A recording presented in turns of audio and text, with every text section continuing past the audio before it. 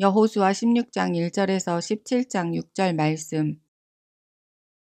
요셉 자손이 제비 뽑은 것은 여리고 샘 동쪽 곧 여리고 곁 요단으로부터 광야로 들어가 여리고로부터 베델 산지로 올라가고 베델에서부터 루스로 나아가 아렉 족속의 경계를 지나 아다롯에 이르고 서쪽으로 내려가서 야블레 족속의 경계와 아래 베토론과 게세레까지 이르고 그 끝은 바다라. 요셉의 자손 므낫세와 에브라임이 그들의 기업을 받았더라. 에브라임 자손이 그들의 가족대로 받은 지역은 이러하니라. 그들의 기업의 경계는 동쪽으로 아다롯 앗달에서 윗 베토론에 이르고 또 서쪽으로 나아가 북쪽 믹므다에 이르고 동쪽으로 돌아 다하나 실로에 이르러 야노아 동쪽을 지나고 야노아에서부터 아다롯과 나아라로 내려가 여리고를 만나서 요단으로 나아가고 또 답부아에서부터 서쪽으로 지나서 가나 시내에 이르나니 그 끝은 바다라. 에브라임 자손의 지파가 그들의 가족대로 받은 기업이 이러하였고 그 외에 므낫세 자손의 기업 중에서 에브라임 자손을 위하여 구분한 모든 성읍과 그 마을들도 있었더라. 그들이 게셀에 거주하는 가나안 족속을 쫓아내지 아니하였으므로 가나안 족속이 오늘까지 에브라임 가운데 거주하며 노역하는 종이 되니라. 므낫세 지파를 위하여 제비 뽑은 것은 이러하니라. 므낫세는 요셉의 장자였고 므낫세의 장자 마길은 길르앗의 아버지라.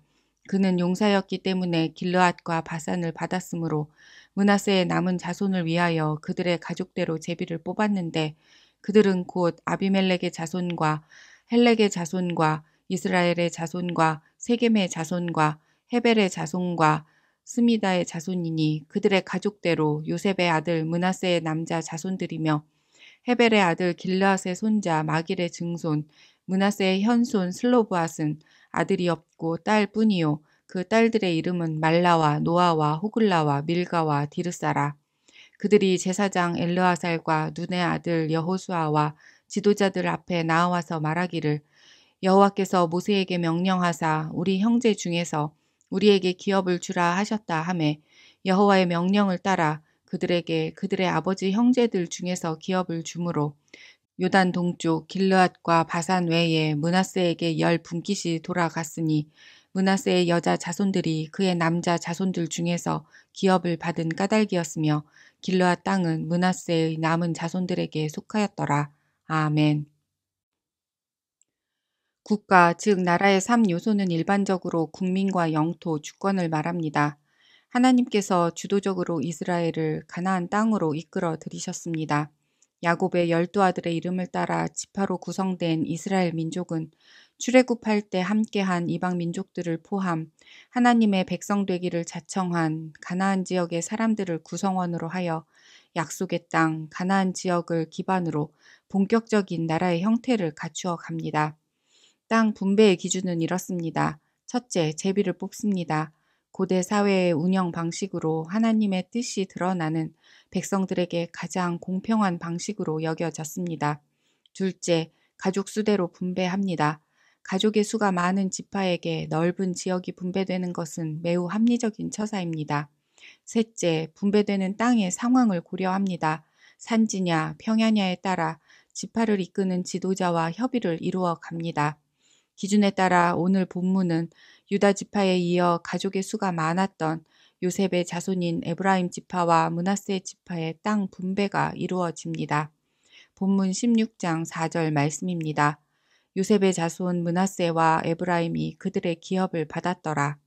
요셉의 자손인 에브라임과 므낫세 지파의 기업은 가나안 지역의 중앙을 차지하고 있습니다. 이 지역은 비옥한 땅으로 남쪽으로는 단과 베냐민 지파, 북쪽으로는 아셀, 스불론, 이사갈 지파와 경계를 이루어 자연적으로 외세로부터 보호를 받을 수 있습니다. 이런 지역적 우위로 인해 후에 에브라임 지파는 북이스라엘 왕국을 이끄는 대표 지파가 됩니다. 그러나 성경은 에브라임 지파의 불순종을 지적합니다. 16장 10절 말씀입니다. 그들이 게셀에 거주하는 가나안 족속을 쫓아내지 아니하였으므로 가나안 족속이 오늘까지 에브라임 가운데 거주하며 노역하는 종이 되니라. 하나님께서는 일관되게 가나안 땅을 향해 멸절을 요구하셨습니다. 그러나 이스라엘은 언제나 이런저런 이유로 성읍을 불사르지 않거나 지역 주민들을 살려두었습니다. 에브라임 지파 역시 게셀 지역 주민을 경제적 유익의 이유로 남겨두었다고 성경은 기록합니다. 이러한 결정은 후에 올무가 되어 이스라엘 전체를 괴롭히게 된다는 것을 우리는 이미 알고 있습니다. 정복 전쟁을 시작하기 전 이미 요단 동편에 가족들을 남긴 므낫세 지파는 요단 서쪽 지역에도 땅을 분배받습니다. 17장 6절 말씀입니다. 므낫세의 여자 자손들이 그의 남자 자손들 중에서 기업을 받은 까닭이었으며 길르앗 땅은 므낫세의 남은 자손들에게 속하였더라. 므낫세 지파 분배의 특징 중 하나는 이미 모세 때 아들 없이 죽은 아버지의 이름이 사라지지 않도록 기업을 요청한 슬로브핫의 딸들에게 약속된 땅이 분배된 것입니다. 여호수아와 지도자들은 당시 장남 중심의 유산 상속이 일반이었던 전통이 아닌 하나님의 명령을 따라 슬로브핫의 딸들에게 요단 서편 땅을 분배하였습니다. 하나님께 주권이 있는 나라, 하나님께서는 아브라함 한 사람을 부르셔서 400년의 시간을 통해 자손들로 민족을 이루게 하시고 친히 그들을 종의 굴레를 벗기시어 자신의 백성된 자들에게 약속하신 땅을 기업으로 주시는 과정을 통해 이 땅 가운데 보이는 하나님의 나라를 세워 가십니다. 예수님의 하나님 나라 소개입니다. 마태복음 20장 1절 말씀입니다.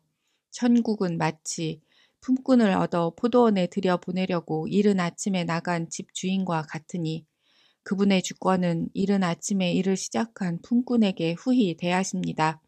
제3시까지 일을 구하지 못한 품꾼에게도 제6시에도 일하기를 포기하지 않는 품꾼에게도 제9시에라도 일하지 않으면 하루 종일 기다리는 가족들이 끼니를 걸러야 하는 품꾼에게도 후히 대하십니다.